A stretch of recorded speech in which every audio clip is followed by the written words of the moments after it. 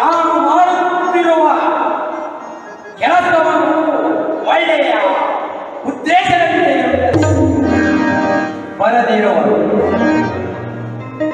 ಕನ್ನಡಿಗರ ಸಲುವಾಗಿ ನನ್ನ ಅಂತಃಕರಣ ಕೊಡುವುದನ್ನು ನೋಡಿ ಅವರಿಗೆ ಬಹಳ ಆನಂದವಾಗಿದೆ.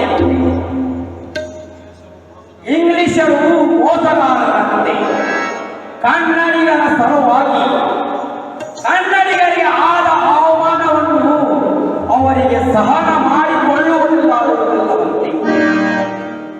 ಅದಕ್ಕಾಗಿ ಅವರು ಇಂಗ್ಲಿಷರ ಮೇಲೆ ಸೇರು ತೀರಿಸಿಕೊಳ್ಳಬೇಕೆಂದು ನಮ್ಮ ಬಂಡಾಯದಲ್ಲಿ ಒಂದಷ್ಟು ಜನರನ್ನು ಕೂಡಿಸಿಕೊಂಡು ಬರಬೇಕೆನ್ನುತ್ತಿದ್ದಾರೆ.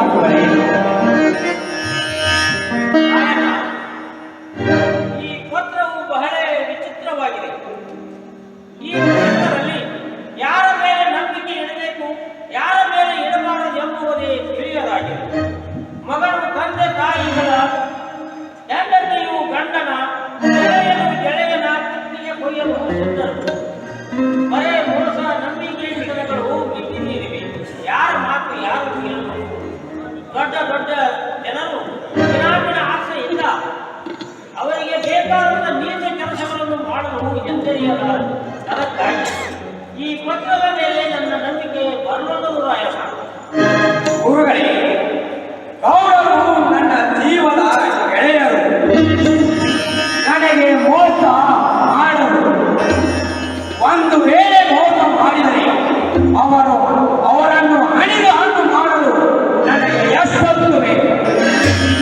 ಮೊನ್ನೆ ಆದ ಯುದ್ಧದಲ್ಲಿ ನಮ್ಮ ಜನರೇ ಹೆಚ್ಚಾಗಿ ಸತ್ತರು. ಅದಕ್ಕಾಗಿ ನಮಗೆ ಜನ ಬೆಂಬಲ ಬೇಕಾಗಿ ಗೌಡರನ್ನು ಕರೆಸಿಕೊಳ್ಳುವುದು ಉತ್ತಮ. ಮುಂದೆ ಆ ದೇವರು ಹತ್ತಿದಂತೆ ಆಗುತ್ತೆ.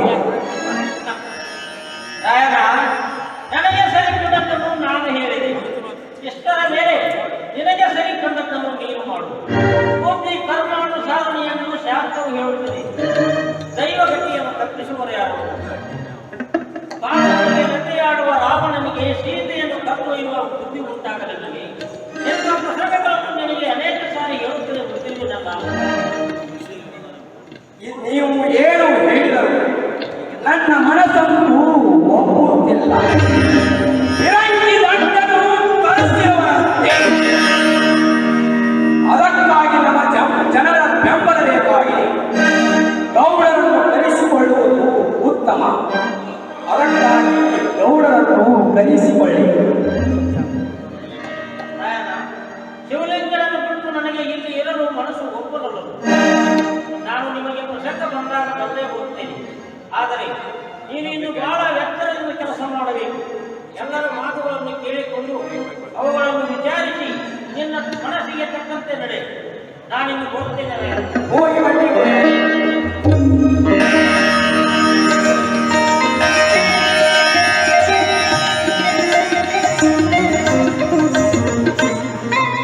ಚನ್ನಬಸಪ್ಪ ಶಾಂತಾನಂದ ಗುರುಗಳು ಗೌಡರನ್ನು ಕರೆಸಿಕೊಳ್ಳುವುದು ಸರಿಯಿಲ್ಲ ಎಂದು ಹೇಳಿದರು.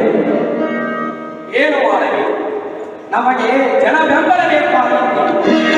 ಕಶ್ಮೀರ, ನೀನು ಹೋಗಿ ಗೌಡರನ್ನು ಕರೆದುಕೊಂಡು ಬರುವಿಯಾ?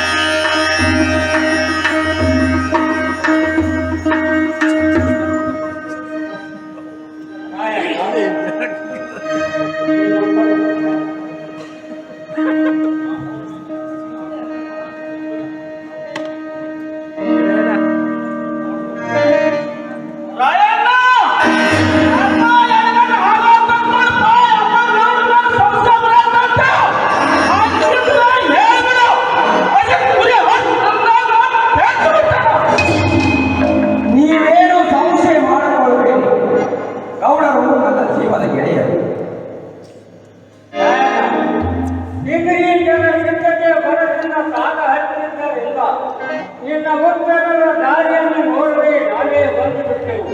ನಾವು ಹೇಗೆ ನಮ್ಮ ಜನರನ್ನು ಕರೆದುಕೊಂಡು ಬರುತ್ತೇವೆ. ನೀವು ಬಂದದ್ದು ಒಳ್ಳೆಯದಾಯಿತು. ಈ ಕಾರ್ಯವು ನಿಮ್ಮದೇ ಆಗಿರುತ್ತದೆ. ಅದಕ್ಕಾಗಿ ನೀವು ಜನರನ್ನು ಕರೆಸಿಕೊಳ್ಳಿ. ಗೌಡರೇ, ಈಗ ವೇಳೆಯಾಗಿದೆ. ಪಳಾರು ತೀರಿಸಿಕೊಂಡು ಹೋದರಂತೂ ಬಹಳ ಒಳ್ಳೆಯದೇ ಆಗುತ್ತದೆ. ನೀನು ಹೋಗಿ ಹಣ್ಣು ಹಪ್ಪಳ ಕರ್ಸೂರ ಬೆಲ್ಲಗಳನ್ನು ತೆಗೆದುಕೊಂಡು ಬಾರುವ. ನಾವು ಬರುವಾಗೆ ಊಟ ಮಾಡಿ ಬಂದಿದ್ದೆವು. ಏನು ನೋಡಪ್ಪ ರಾಯಣ್ಣ. ಅದೋ ರಜವೀರನು ಹಣ್ಣುಗಳನ್ನು ತಂದೇ ಬಿಟ್ಟನು. ತರುತ್ತಿರುವನು.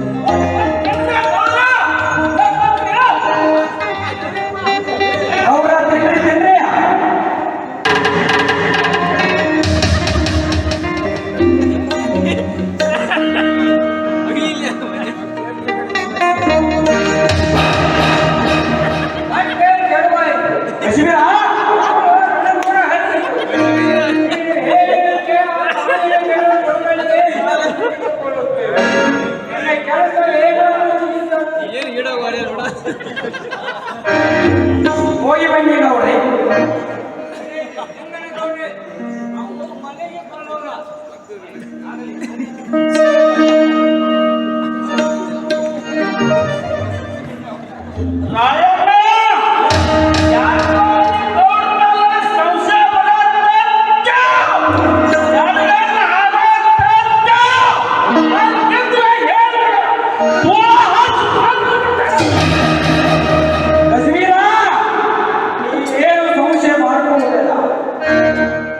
ನನಗೆ ಏನು ಆಗುವುದಿಲ್ಲ.